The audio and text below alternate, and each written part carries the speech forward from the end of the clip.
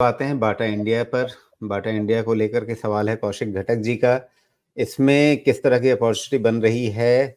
क्या ये अच्छा कैंडिडेट है निवेश करने के लिए? और ओवरऑल क्या फुटवियर सेक्टर जो है वो क्या इन भावों पे अच्छा लग रहा है आपको? बहुत महँगा लगता है मुझे राजू जी, ये सेक्टर बहुत ज़्यादा ओवर प्राइस्ड है अगेंस्ट द अर्निंग। तो मैं तो बाटा में खरीदारी करता ही नहीं हूँ। ये अर्निंग मुझे नहीं समझ में आती। हाँ, ये है कि ना आपको ये बहुत रिटर्न देगा कुछ, ना बहुत तकलीफ देगा। गिर पड़ के तो ये वैसे भी आ चुका है 1450 के आसपास, और 1400 के रेंज में या 1375 1400 के रेंज में सपोर्ट भी इमर्ज होता है। तो वहाँ देखते हैं, मुझे बहुत अट्रैक्टिव वैल्यूएशन पे नहीं लगता। जी। तो सिर्फ वैल्यूएशन का कंसर्न है या कुछ और भी? और तो कोई कंसर्न नहीं है। आज भी स्कूल शूज़ में जाते हैं तो बाटा का ध्यान तो आता ही। जी। जिस तरह से इसका एक कंसोलिडेशन चला आ रहा है आपका नवंबर 2021 से ही, मतलब कहीं पे तो रुक करके फिर आगे बढ़ेगा ना ये? नहीं, यही चीज़ अ, हमें समझना पड़ेगा राजीव जी कि वैल्यूएशन जब आपके नॉर्मल से बहुत हाई रेंज में निकल जाते हैं ना, तो वापस आपको बरसों लग जाता है उस स्टॉक को रिटर्न देने में, और वही इसके साथ भी हो रहा है। तो अनलॉक के बाद इसमें इतना रन अप आ गया था अहेड ऑफ टाइम कि इसका वैल्यूएशन बहुत, बहुत ही ज़्यादा आउट, मुझे तो लगता है 3-3 स्टैंडर्ड डिवीएशन पार कर चुका, कोई जगह ही नहीं बची हुई। इसलिए जो ग्रोथ अवेलेबल है और जितने कॉम्पिटिशन के बाद ग्रोथ अवेलेबल है, ये वैल्यूएशन सस्टेन तो नहीं होना चाहिए। मैं मुझे तो ऐसा लगता है कि 20-25% भी गिर जाए तो भी शायद इसको हाथ में नहीं लगाना चाहिए। जी, लेकिन बात वैल्यूएशन की ही है, तो ये लगभग 60 के पीई पर है।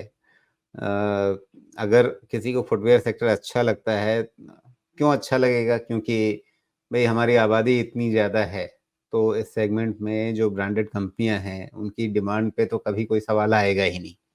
तो वैसे में अगर हम बाटा इंडिया 60 के पीई पे ना खरीदें, तो क्या 90 के पीई पे मेट्रो ब्रांड्स खरीदें? क्या 100 से ज़्यादा के पीई पे रिलैक्सो खरीदें? क्या 80 के पीई पे कैंपस खरीदें?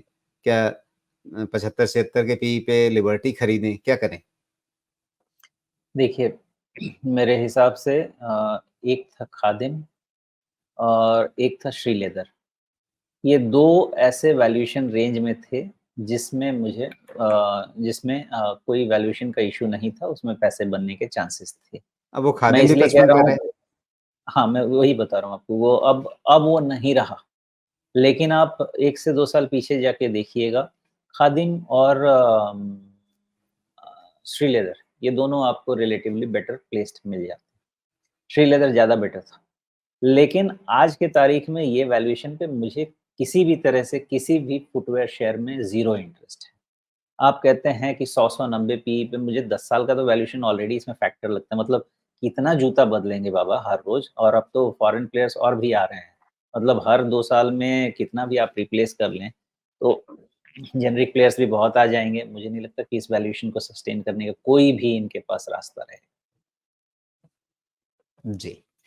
तो सीधा-सीधा वैल्यूएशन की चिंता है फुटवियर सेक्टर में, बावजूद इसके कि माँग को लेकर के कोई सवाल नहीं है। और कुछ दर्शक सोच रहे होंगे कि अच्छा मतलब जब इससे पहले किसी शेयर पे बात कर रहा हूँ कि अच्छा इसका वैल्यूएशन 12-15 है, तो हम 60-70 वाले के बारे में क्यों सोचें?